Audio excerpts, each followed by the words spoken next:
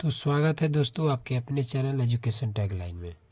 तो दोस्तों आज के इस वीडियो में हम लोग शुरू करेंगे प्रश्नावली 13.3 के सभी प्रश्नों को आज बारीकी से हम लोग क्या करेंगे, हल करेंगे। ठीक है दोस्तों, तो देखिए पहला क्वेश्चन है कि त्रिज्या 4.2 सेंटीमीटर वाले धातु के गोले को पिघलाकर 6 सेंटीमीटर त्रिज्या 6 सेंटीमीटर वाले एक बेलन के रूप में ढाल दिया जाता है, मतलब ढाला जाता है। तो बेलन की ऊंचाई याद करें। मतलब एक 4.2 सेंटीमीटर वाला एक क्या है, धातु का एक गोला है। उस गोले को पिघला करके उसकी त्रिज्या में परिवर्तन कर कितना 6 सेंटीमीटर त्रिज्या को बढ़ा करके उसको क्या बना दिया जाता है, बेलन बना दिया जाता है। तो देखिए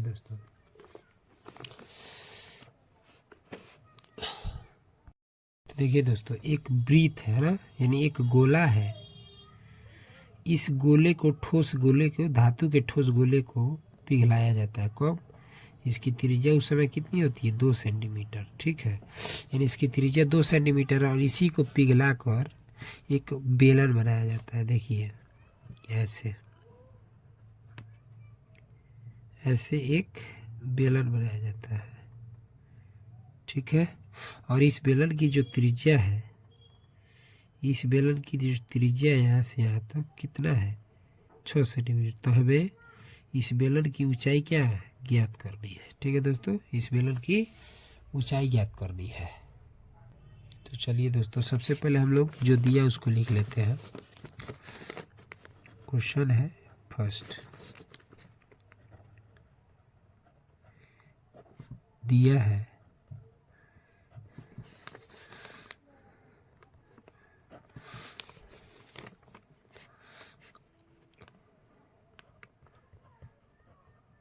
गोले की त्रिज्या,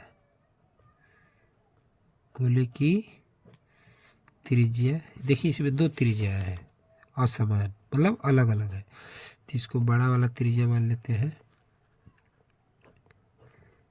कितना है, 4.2 सेंटीमीटर। ठीक है, वह बेलन की त्रिज्या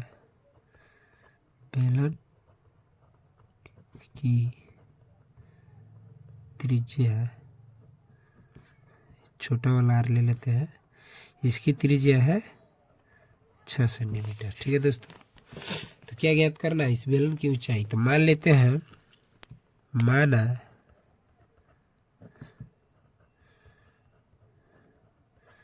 बेलन की ऊंचाई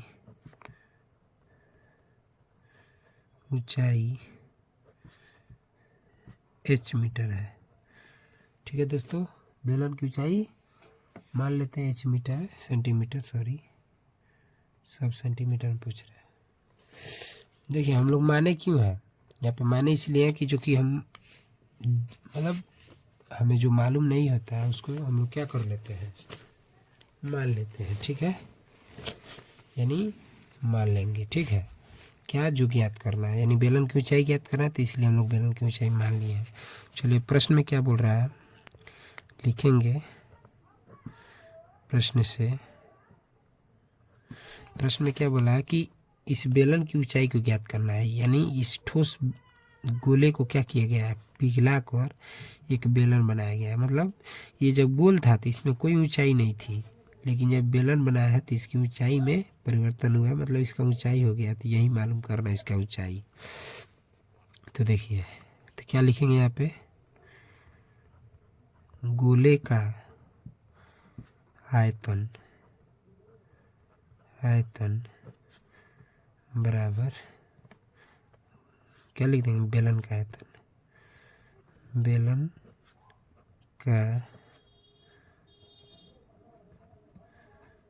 आयतन। ओके, चलिए गोले का आयतन क्या होता है, 4/3 पाई आर क्यू। तो देखिए गोले का जो हम त्रिज्या लिए हैं, बड़ा वाला आर ना, तो पाई आर क्यू होगा बराबर बेलन का आयतन क्या होता है, बेलन का आयतन है पाई r² h।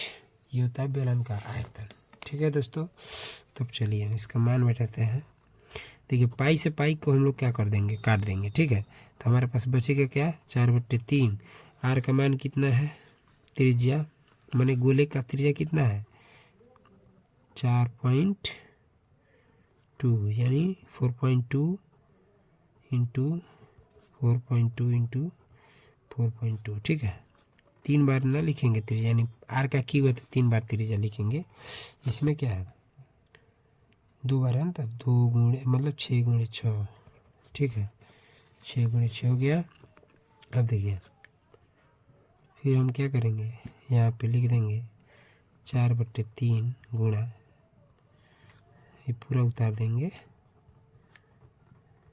ठीक है। टोटली को बट्टा में लिख देते हैं ना, बराबर यहाँ पे हो जाएगा 6, यानी 6 जो है गुणा भाग गुणा में है तो बट्टा के नीचे आएगा तो भागा में हो जाएगा, ठीक है। चलिए तो इसको हल करते हैं हम लोग। 2 दूनी 4, 3 दूनी 6, ठीक है। फिर देखिए 2 एक कम 2, 2 3 6। फिर हम लोग क्या करेंगे, चलिए तो फिर हम लोग क्या किए हैं, ये हो गया हमारा। तो यहाँ पे क्या बचा, यहाँ पे बचा 4.2 गुणे 4.2 गुणे 4.2, ठीक है, बट्टे 3 गुणे 3 गुणे 3, ठीक है, और बराबर h। तो देखिएगा दोस्तों यहाँ पे 3 एकम 3 और 14 3 42, दशमलव है तो दशमलव लगा देंगे। फिर 3 एकम 3 और 14 3 42, ठीक है, दशमलव लगा देंगे। फिर 3 एकम 3 और 14 3 42, दशमलव। क्या बचा 1.4 गुणे 1.4 गुणे 1.4 बराबर h। तो लिख देंगे इसलिए h बराबर, देखिए जब इसमें और इसमें पूरा में गुणा कीजिएगा दोस्तों तो आपको मिलेगा 2.744, ठीक है, इतना मिलेगा 2.744, ये हुआ आंसर, ठीक है। तो लिख देंगे यहाँ पे अतः बेलन की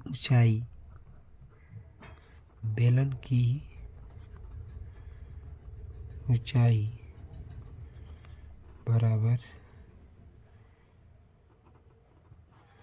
2.74 सेंटीमीटर, ठीक है दोस्तों। वीडियो समझ में आया है? चलिए, जहाँ कभी ना समझ में आया हो बस एक बार कमेंट कीजिएगा। चलिए अब चलते हैं क्वेश्चन नंबर 2 पे। तो दोस्तों अब हम लोग शुरू करेंगे प्रश्न दूसरा, ठीक है। बोल रहा है कि 6 सेंटीमीटर 8 सेंटीमीटर और 10 सेंटीमीटर त्रिज्याओं वाले धातु के 3 ठोस गोलों को पिघलाकर, यानी धातु के 3 ठोस गोलों को पिघला करके एक बड़ा ठोस गोला क्या किया जाता है, बनाया जाता है ना। इस गोले की त्रिज्या ज्ञात करना है, ठीक है। तो चित्र के माध्यम से समझिए दोस्तों। क्वेश्चन है दूसरा, ठीक है, 13.3। देखिएगा दोस्तों, करा है कि 3 गोला है, ठीक है दोस्तों।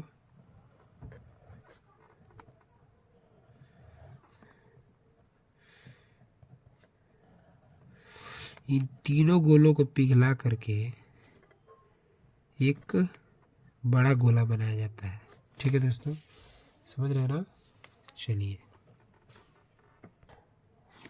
इसकी जो त्रिज्या है वो 6 सेंटीमीटर है, इसकी त्रिज्या 8 सेंटीमीटर और इसकी 10, और इसी का हमको ज्ञात करना है कि इसका त्रिज्या कितना होगा। मतलब 6 सेंटीमीटर वाला एगो गोला है, 8 सेंटीमीटर वाला एगो गोला है और 10 सेंटीमीटर वाला एक गोला है। इन तीनों गोलों को पिघला करके एक बड़े से गोले को क्या किया जाता है, बनाया जाता है। जैसे इन तीनों गोलों की त्रिज्याएं हैं, ठीक वैसे इस बड़े गोले की भी त्रिज्या हमें क्या करनी है, ज्ञात करनी है, ठीक है दोस्तों। चलिए, तो जो दे दिया उसको लिख देते हैं पहले। तो दिया क्या हमारा,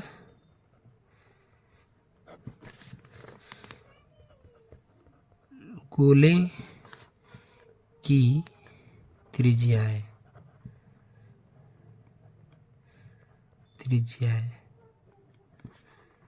देखिए, तो 3 त्रिज्या है ना, तो पहले ले लेते हैं R1 6 सेंटीमीटर, R2 8 सेंटीमीटर और R3 है 10 सेंटीमीटर। ठीक है, तो बड़ा त्रिज्या ज्ञात करना है, तो मान लेते हैं, चलिए माना बड़े ठोस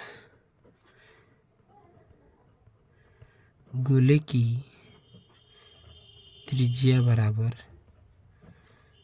बड़ा आर। ठीक है, मान लेते हैं बड़ा का आर है इसकी त्रिज्या। तो प्रश्न में क्या बोला है, प्रश्न में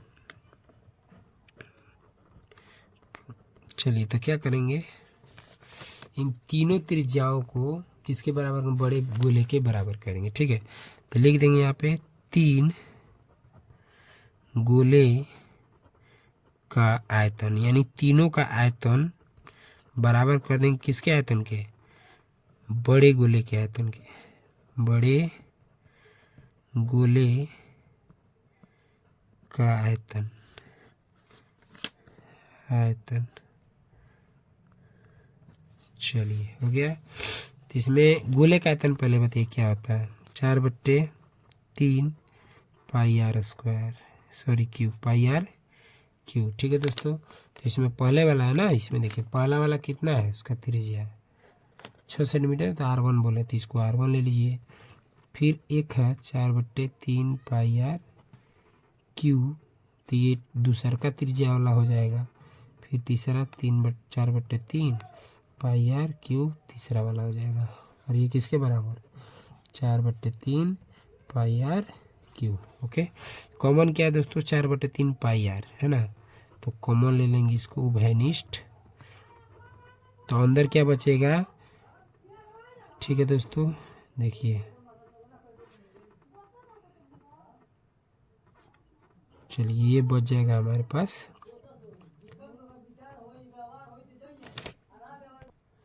चलिए अब चलते हैं, हम इन सबों का मान बैठा देने। तो देखिए 4/3 पाई का मान लेंगे क्या, 22/7। अब इसमें देखिएगा R1 कितना है हमारा 6, तो 6 का क्यूब हो जाएगा ना, और R2 है 8, तो 8 का क्यूब, और R3 कितना है 10, तो 10 का क्यूब कर देंगे। ठीक है दोस्तों, चलिए बराबर हो जाएगा 4/3 पाई आर क्यूब। अभी इसको ऐसे ही रहने देते हैं। तो यहाँ पे देखिए बराबर कुछ साइड में है ना, तो ये कट सकता है। देखिए ये 22/7 मान ले लिए ना, तो इसको इससे डायरेक्ट काट दीजिए ऐसे। ठीक है, चलिए ये हो गया हमारा। हम यहाँ पर भी काट सकते थे दोस्तों, यहाँ पर भी काट सकते थे। ठीक है, खैर कोई दिक्कत नहीं है। तो हमारे पास क्या बचा, इधर इतना बचा है, 6 का क्यूब, 8 का क्यूब और 10 का क्यूब बराबर। ठीक है, चलिए तो अब हम लोग दोस्तों क्या करेंगे, 6 का क्यूब निकालेंगे। तो देखिएगा दोस्तों, यहाँ पे 6 का क्यूब जब करेंगे हम लोग, 6 का क्यूब कितना होगा, यहाँ पे आएगा हमारा 216, फिर 8 का करेंगे तो आएगा 512। ठीक है, और 100 का करेंगे तो आएगा हमारे पास 1000। ओके, चलिए तो R का क्यूब कर देंगे, और बाकी देखिए इन सबों को जब आप जोड़िएगा, मतलब 1512 और 216, तो आपको मिलेगा 1728। 1728। ठीक है दोस्तों, तो चूँकि देखिए क्या करेंगे कि R को इधरे रहने देते हैं, और इधर 1700 क्या है 28 है। यहाँ पे देखिएगा क्यूब है ना, तो जब बराबर को उधर भेजिएगा तो ये वर्गमूल घनमूल में बदल जाएगा। ठीक है दोस्तों, तो इसको हम लोग क्या कर सकते हैं, ऐसे लिख सकते हैं अभी फ़िलहाल में, क्या कि देखिए ऐसे लिख देंगे ना हम लोग, 12 × 12 × 12। ठीक है, इसका मतलब अभाज्य गुणनखंड होगा। ऐसे जब कीजिएगा, अभाज्य गुणनखंड जब निकालिएगा तो इतना आएगा। ठीक है, तो देखिए जब यहाँ पे मतलब हम लोग क्या करते हैं कि जैसे मान लीजिए कि कोई स्क्वायर हो, मतलब किसी भी चीज़ का जब बराबर को उधर भेजते हैं तो रूट में बनता है, यानी ये रूट 1/2 के बराबर होता है। ठीक है, ये रूट यानी ये देखिएगा 1/2 के बराबर होता है रूट, ये चीज़ ध्यान में रखिएगा। ठीक है, 1/2 के बराबर, तो ये होता है ना। लेकिन जब यहाँ पे 3 हो, इसका पावर 3 हो, तो यहाँ से 3 जब लिखते हैं तब संतुष्ट होता है। इसमें क्या होता है, जैसे मान लीजिए 4 है, ठीक है, तो जब अंदर हम 4 को रखते हैं तो ये कब संतुष्ट होता है, इसमें 2 मतलब 2 को 2 लिखते हैं तब जाके संतुष्ट होता है, निकलता है। ठीक वैसे ही जब इसका पावर 3 हो तो इसमें जब तक 3 का जोड़ा नहीं बनेगा तब तक ये संतुष्ट नहीं होगा। ओके, तो क्या लिखेंगे, आर बराबर हमारा क्या हो जाएगा, 12 सेंटीमीटर। ठीक है दोस्तों, तो यहाँ पे क्या लिख देंगे, अतः बड़े गोले की त्रिज्या बराबर 12 सेंटीमीटर। आंसर। ओके दोस्तों, चलिए, तो आशा करते हैं ये चीज़ समझ में आई होगी आपको। तो चलिए ठीक है, अब चलते हैं। अब इसके बाद हम प्रश्न तीसरा नंबर का आंसर लाएंगे आपके पास। ठीक है दोस्तों, चलिए, तब तक के लिए धन्यवाद, और चैनल को सब्सक्राइब कीजिएगा। अगर चैनल पे नए हो तो वीडियो को लाइक कीजिए, ज़्यादा से ज़्यादा शेयर कीजिए। तो चलिए दोस्तों, अब चलते हैं। धन्यवाद दोस्तों।